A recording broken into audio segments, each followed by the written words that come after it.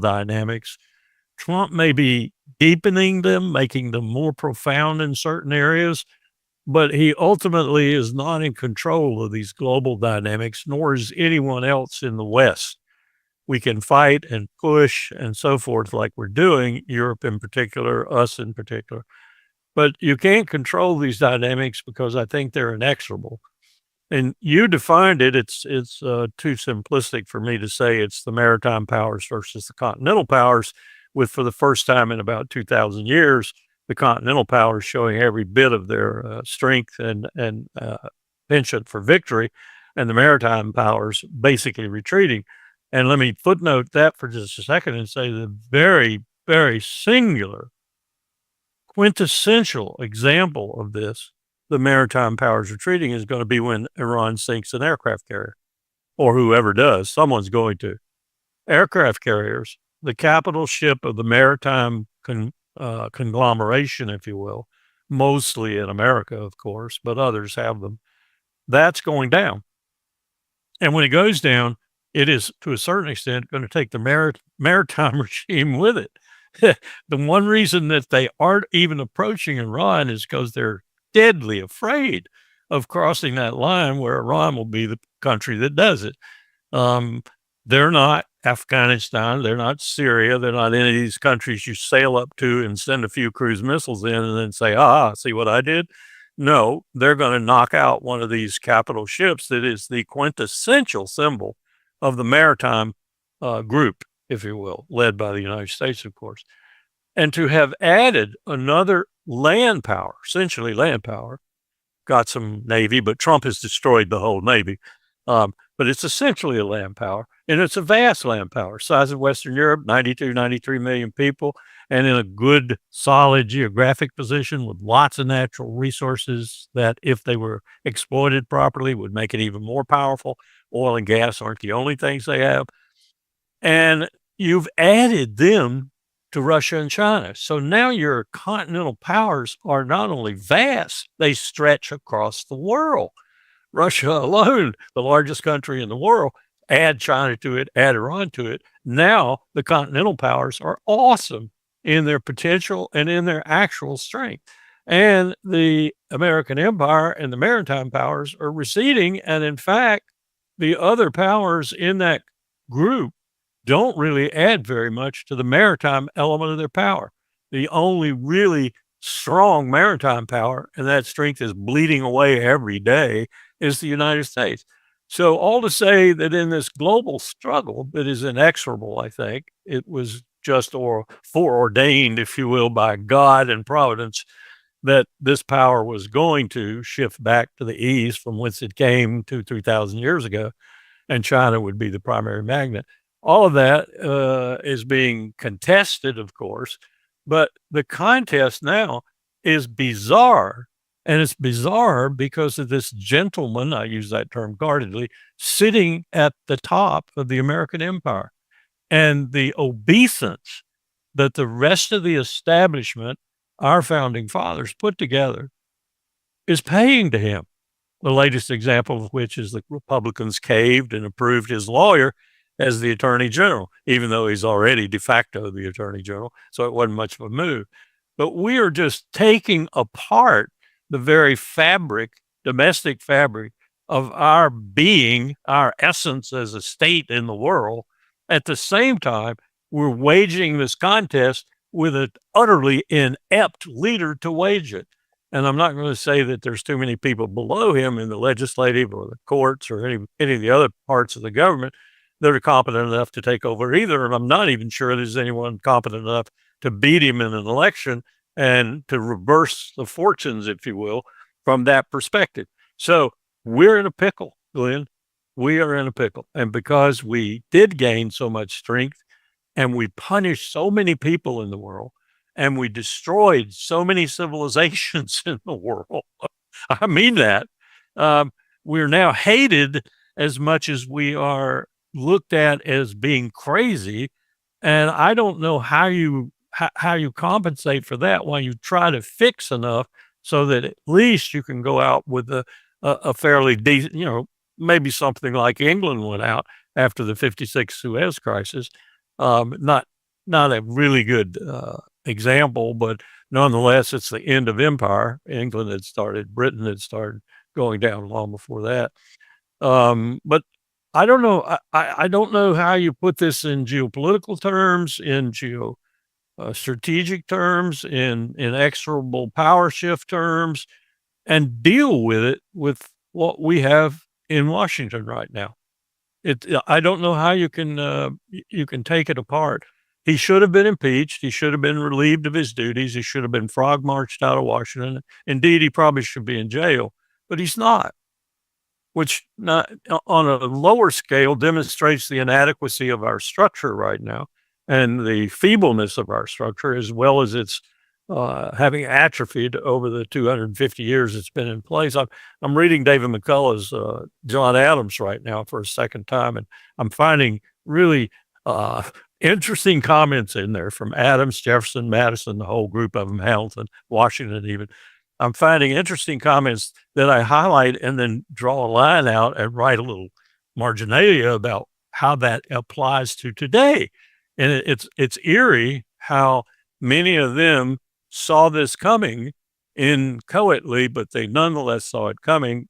Adams probably because he thought any democracy would kill itself eventually, but others saw it more in the terms I'm using now, expressed in their language.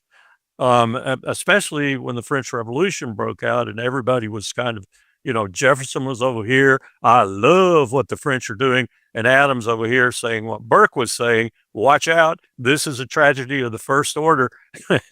And out of that turmoil comes a sort of look into what's happening today that tells you we ain't getting out of this. This is the end. Now, what does that mean? It doesn't necessarily mean that America's not a country in the world and got 340 million people and, trying to coexist and trying to get along. But it does mean our power's through. Our world spanning power is through. The question is, how do we deal with that in this short term that could be highly destructive, not only of ourselves, but others too, and get through it to a flat plane, if you will, that's reasonably accommodating of our reduced power and continue as a country. I don't know how we do that, Glenn, and that's really strange to be saying that at the age I am and coming to the end of my days and watching my country essentially commit suicide. Well, that's why I was a bit optimistic initially during the election campaign for Trump. That is, he was so insistent on the need to end these forever wars and essentially, scale back the global commitments and put America first. The way I interpreted was essentially, well, based on what you're saying, I saw it through the same view that, well, I interpreted as Trump wanting to scale back the empire to save the republic. Of course, he's doing something. So did I. Very, very different. But it's interesting though.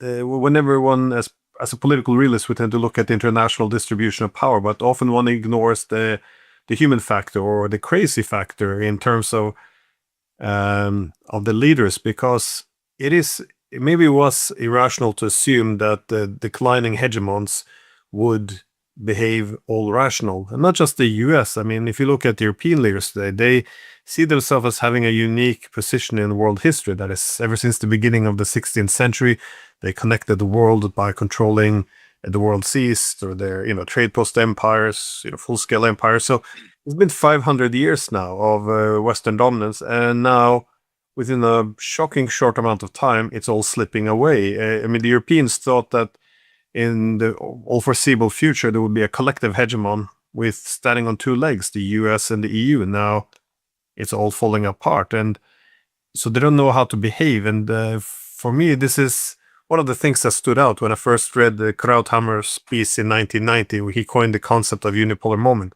He said essentially, well, now it's a unipolar moment. In the future, it's going to be multipolar. When other powers come up, then we'll transition.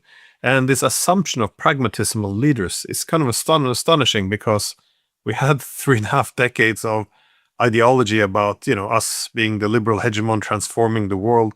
Once you give our politicians this godlike assignment, it's a bit strange to assume that they will then suddenly accept that, well, it's a new distribution of power. That's, I guess, the centuries of dominance is over, will accommodate the Chinese, the Russians, the Iranians. I mean, there's I think we overestimate the rationality. I think you're right. I think you're right. And your use of the term, and Krauthammer's use of the term, and others too, Francis Fukuyama comes to mind immediately, of liberal democracy or liberal period, just makes a mockery of what we're doing. We are killing people on the high seas without due process of law. We have a president who talks about creating terror with his military. you know, we're the worst example of a great power going down that I can reflect on in history, at least modern history, in terms of the way we're doing it. And the damage we're doing to all the good, and there was some good, some real good, that we did post-World War II, for example. It's unique in my study of history anyway. I don't think I've looked really hard at Mary Beard's book about Suetonius's 12 Caesars and the time between the establishment of the empire under Augustus after Julius Caesar was assassinated, and all the way out to Domitian and those 12 Caesars and how everything went to hell there. And I think Mary Beard wrote that book with her tongue in her cheek, thinking about us as she was writing the book. You can see the innuendo throughout the text. So how much of what happened to that empire, how much of what happens to any empire, is a part of the character of its final or penultimate or somewhere towards the end leader? And how much is just the atrophy of power, the entropy, if you will? I don't know, but I do know that this guy, Donald Trump, has put a special patina on the disappearance of the American empire in the clear and present danger of him being single-handedly capable of doing all this. And here's the kicker, and this takes me back to Adams and Jefferson: the American people not doing anything about it, period, because we aren't. We are marching, we are campaigning, largely in the same old vogue. We are doing all manner of things in the streets that we can get away with, but it's a very small group. The fundamental essence of the American people is quiescent. It's not doing anything.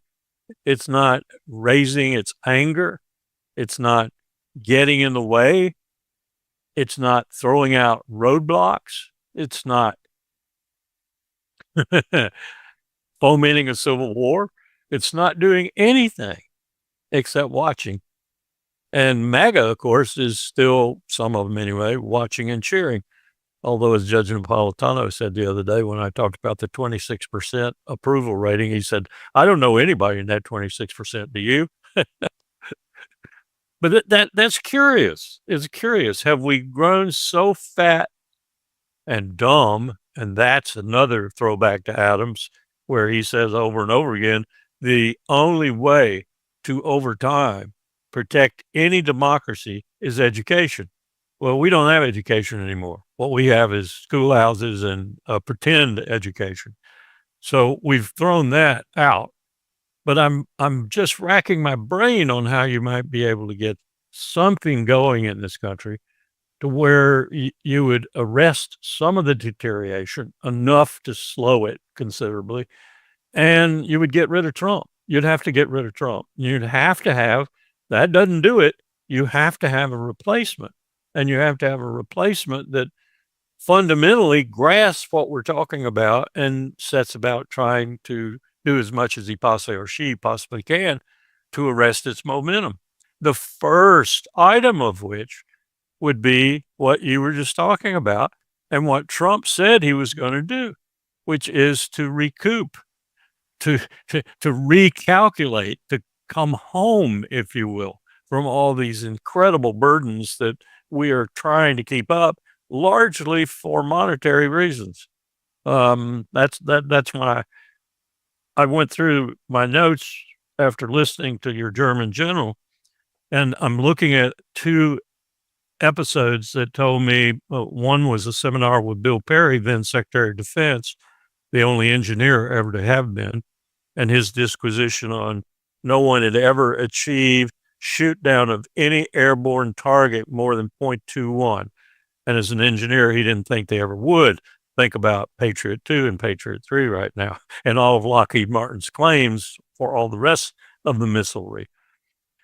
Nothing on the ground is going to shoot anything coming in from the air, no matter what it is, down with a higher frequency than about 0.21% of the time, or 2 out of 10 targets.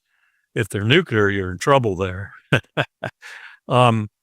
And at the same time, I was looking at what we were talking about at that particular seminar and that particular meeting with regard to what Bill had just brought back with him in terms of the idea about Russia. He'd just been to Moscow. And how did we go from Bill Perry, who at that particular moment in time echoed Colin Powell and Jim Baker and H.W. Bush and all the rest, and that German general too, that things were really looking good for that unipolar moment if we just made it multipolar immediately and husbanded, as it were, that manifestation into being, with the Russians being a polar, if you will, example of how that could be done and how it was going to be done. No, we sacrificed all that. And what did we sacrifice it for? We sacrificed it for money. And that was Bill Clinton's reason for expanding NATO. Money, because everybody salivated over the prospect of all those new NATO countries buying Lockheed Martin's products. And we expanded it finally with the group that grew up under George W. Bush and manifested itself mostly in the Biden administration. We decided we were going to take on this inexorable shift of power and start with Russia and use the expansion of NATO, and in particular Ukraine, as the proxy to do that. How did all this happen is my question. How did we go from that point that you rightfully call the unipolar point to so messing up the transition to the multinodal, multipolar, whatever phrase you want to use, world, that we now are the principal culprit for killing it in its cradle? And God knows what's going to replace it. I know ultimately what's going to replace it: the continental powers, China, Iran, Russia, and others that will join them.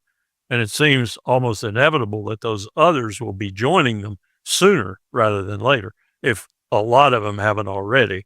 They just haven't announced it.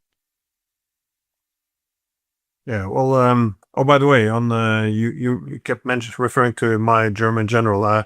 We actually discussed that before we started recording. That's a sorry. reference to to a previous interview I did, the two of them, with General Harald Kujat, who was the former head of the German armed forces and the former top of NATO. But yeah, I don't want to get him in trouble, but a remarkably articulate man about the history that I know best. I was immensely impressed with him, for a person to have that position and now, accurately see where we are headed, and still speaking out despite the high social cost we have across Europe for contesting official truths and narratives. So it is, it's definitely one worth listening to. I do want to ask about the how do you interpret all this radical militarism you see? Again, I won't limit it to the US, because the Europeans now, I remember when they used to mock George Bush for his militarism. Well, George Bush is nothing compared to the average European leader today. So, but still, the whole idea in the unipolar moment was that the US hegemon would bring in peace for two reasons. One, it would end the great power rivalry, because there wouldn't be any great power rivalry. There would only be one. Essentially, the international anarchy of the international system would be over. It would be mitigated, because we had the US as the world policeman. And given that this world policeman was also a liberal democracy, it would also elevate the all more peaceful norms that would allow for states to coexist on a different kind of level. On the other hand, one also saw that it required to continue to keep rival powers weak. We saw that wars had very little cost for the US and its allies because it was, bombing weaker states. Wars was also something that happened far away, and the political West could afford to absorb a lot of cost. In other words, can afford to make a lot of mistakes. Didn't have to prioritize. Strategic thinking is not really necessary.